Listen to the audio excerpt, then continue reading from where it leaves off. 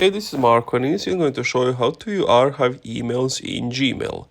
So, if I were to open up my Gmail app, and let's just say I want to archive this one. So as you can see, the message now is archived. So if you want to see it, it's a bit tricky because Google doesn't give you as you can see, I don't have it anymore.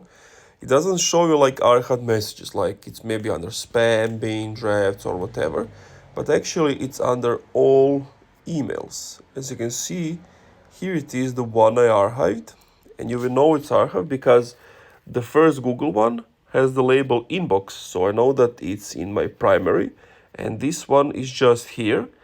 And if I were to click on the three dots, I can move it to inbox again.